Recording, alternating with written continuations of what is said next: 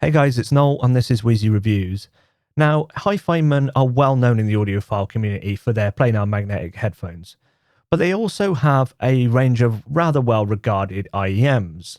Now, coming in at around about $99 to $200 depending on where and when you buy them, the Hifiman TWS600 are Hifiman's first foray into true wireless earphones.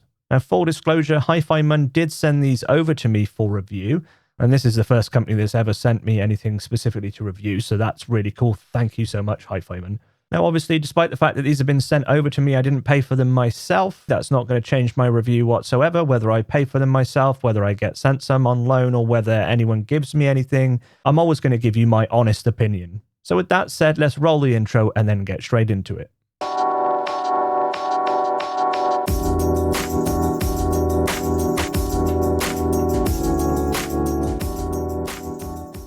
Okay, let's start out with the specification then. And if you see me looking down, I'm just checking my notes because it's quite a lot to go through with these. So the TWS600 operate over Bluetooth version 5.0. They support the codecs CBSD, MSBC, SBC, and AAC, but unfortunately no aptX.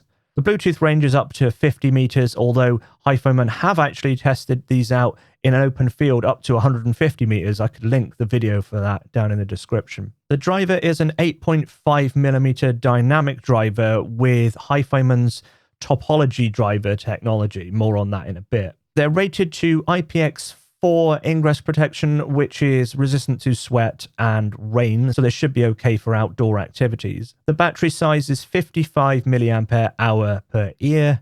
The playback time is 5.5 hours with an additional 33 hours or 6 full recharges in the case itself. So that's a theoretical maximum of 38.5 hours. The earphones themselves can be recharged in the case and it takes about an hour to recharge. The case itself will recharge in an hour and a half. The earpieces weigh 5.9 grams per ear and the case itself weighs 55 grams. And they also come with 9 different silicone tips, which is pretty fantastic. So alongside the tips that actually come on the TWS600, you also get 8 additional pairs of silicone tips. So there should be something here for everyone.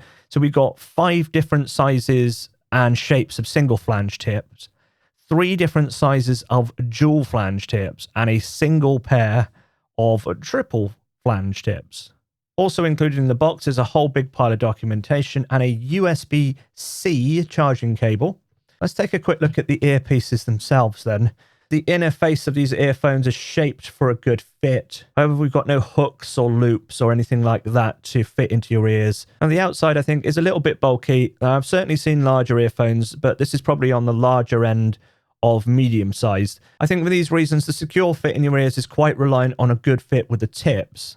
As I think the bodies themselves, they simply sort of rest in your ear or even just slightly outside your ear. And I think that's because on a whole, they don't have the most ergonomic shape. Now, this isn't a problem when you have a tight and secure fit with tips. However, if you like a looser fit, like with foam tips, then they might not stay in your ears quite so securely. However, with the supplied silicone tips, I was able to get a really good seal and they stayed in without any problems. Appearance-wise, they've got this sort of slightly aggressive sort of sci-fi look to them, I think. Especially when you've got this spiral star-shaped LED on, and that switches between red and blue depending on the current state of the charging or pairing. I think this design might be a sort of a love it or hate it kind of thing for a lot of people. However, the LED doesn't actually operate during normal use.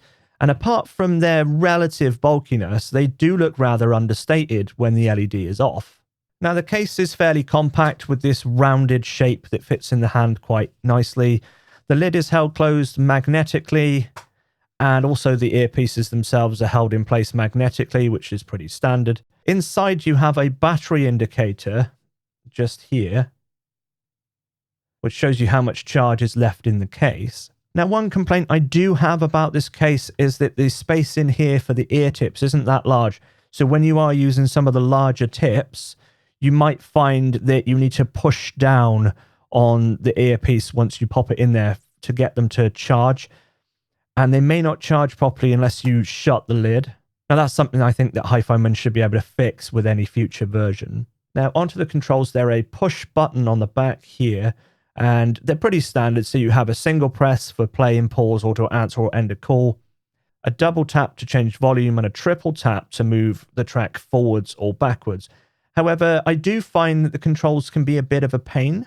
And because this button is right over the ear canal, when you push this down, you are pushing the earphone into your ear a bit more. And because these have such an excellent seal with your ears, that can be a bit uncomfortable. Now, I think Hifiman can improve this in the future using a touch control, especially if they use something with a gesture motion. That would be really good to see. And personally, I'm not a big fan of controls on any IEMs or earphones. I'm almost always going to be using the controls on the phone itself, usually because the phone is almost always in my hands anyway. Pairing is pretty simple. You pair the left to the device and then the right will pair to the left. However, both individual earpieces can be paired to the device, opening up an option for mono mode using just a single earpiece. Using the left earpiece in mono mode is as simple as taking the left out and leaving the right in the case. The left will then pair to your device in mono mode and you can just continue to use it like that. If you want to switch back to stereo, you just take the right out, they pair to each other, and you can just carry on. However, using the right earpiece in mono takes an extra step.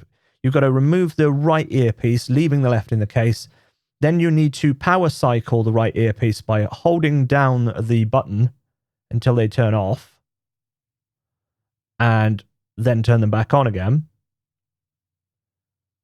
And this will now then sync up to your device and pair into mono mode. This is the sound quality of the TWS600. This has been recorded straight to my OnePlus 6. Now, I have made a few phone calls whilst wearing these, and everyone that I've spoke to says that they could hear me nice and clearly. Now, Hifiman do suggest that if you are recording in a noisy environment, you may be better off removing one earpiece and talking directly into it. However, I'll leave you to make your own conclusions about how good this sounds. So as I mentioned earlier, these operate over Bluetooth 5 with a range of up to 50 meters.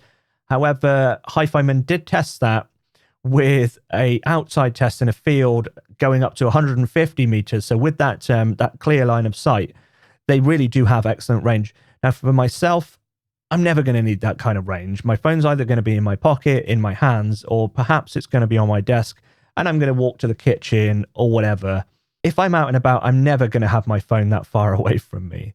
So for my purposes, I can leave my phone on my desk in here. I can walk around my entire flat, and there's never going to be a problem with dropout. It's always going to be nice and clear audio, and that's just absolutely perfect.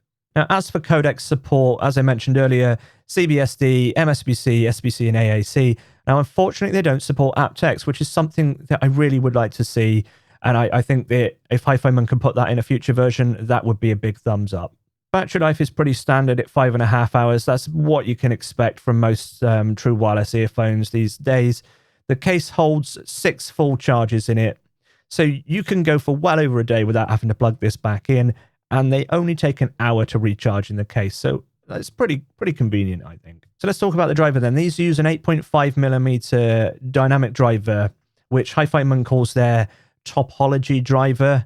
And what that means is it has a special coating across the diaphragm, which is layered in different thicknesses across the diaphragm, which allows them to tune the driver specifically to however they want. Now, this is a technology that Hifiman have previously used in some of their high-end earphones. However, this is the first time that they've been used on a true wireless earphone. Hifiman also note that this topology driver requires a 10 to 20 hours burn-in time before evaluating the sound. And they've even put this little card in the box to advise that, that's what they recommend. So that's what I've done. I've been using these for quite some time now. It did actually take me quite a while to really come to a conclusion with these earphones. They have a really rather interesting sound signature, unlike anything I've ever heard before. I actually planned to do this video a couple of weeks ago, but it took me quite a while of listening and thinking about what I was hearing to come to a conclusion with these. First up, Soundstage is excellent for an earphone. I would say it's better than on the Tin T4. They almost sound like they're open. Considering earphones tend to sound a little bit cramped, these sound reasonably open. And actually, they don't isolate quite as well as some other earphones that I've used, which for me, I don't have a problem with. I don't like the extreme isolation that you get with IEMs sometimes, especially when I'm walking out and about. I find that a bit claustrophobic. So with these having this open sound, I'm quite happy with that. Imaging is not quite as good, but it's still pretty decent. However, I do think that there is quite a decent amount of depth and separation. Now, the overall sound signature is quite interesting. The bass is really quite light. The treble is really quite restrained, and the mids, particularly the upper mids, are really quite forwards. So this is not a sound signature that I've ever really heard in many other headphones, if any, before. This is really quite different for me, and it took me a little while to understand it. And you might hear the lack of bass and hear this upper mid forward sound and think, wow, these sound bright. Where's the bass? Bass is light. I mean, really, really light. Sub bass is rolled off. The low bass is pretty weak. However, what bass that there is, I think, is really rather detailed and articulate. The bass lines are there. They're quiet but distinguishable in the mix. But it does lack authority and weight. For my personal tastes, I would prefer a much stronger bass than this, a much more present bass performance than this. I mean, they do leave you somewhat wanting for genres such as EDM and hip-hop. This is a very mid-forward sound signature. Vocals are decently forwards. However, there is an occasional tendency to sound a little bit hollow and maybe shouty on some tracks, perhaps due to that energy in the 1 to 2 kilohertz region. However, for the most part, I think that the mids provide excellent instrument separation and clarity, especially for genres such as jazz, as evidenced by the superb reproduction of saxophone, guitar, piano.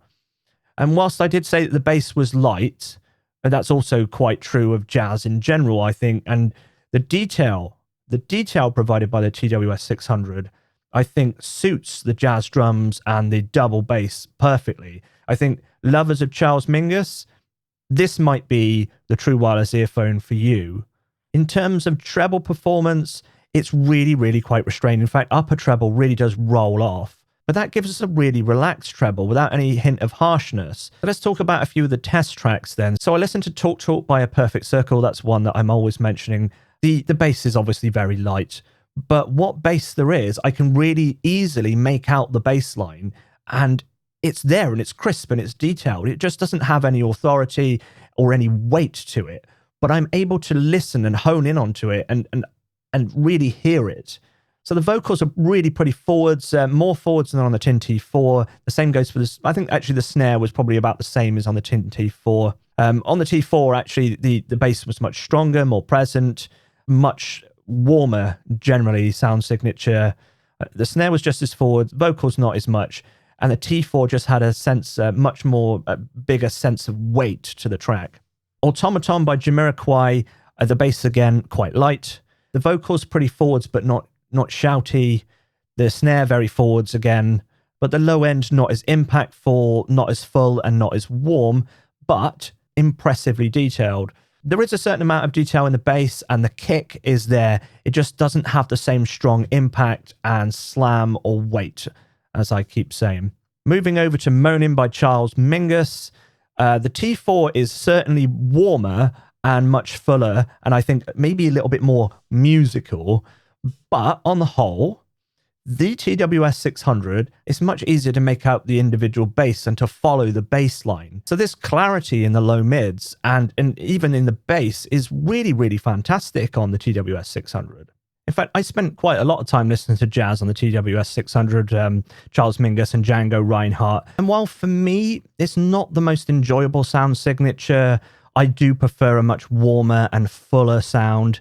However, I do really, really appreciate the amount of detail and clarity that the TWS600 can provide. So all in all then, this is a really, really interesting sound signature, and it perhaps might be an acquired taste. However, for those that really enjoy a rather mid-forward sound signature, I think that the TWS600 could be a really, really good choice. So that's going to be it then for this review, and once again, thank you to Hifiman for sending this over. And if you like this video, then perhaps give me a thumbs up and consider hitting the red button down below and subscribe, maybe hitting the bell right next to it. I'm going to have a lot more content like this coming out soon, and as always, thank you so much for watching, and until next time, have a good one.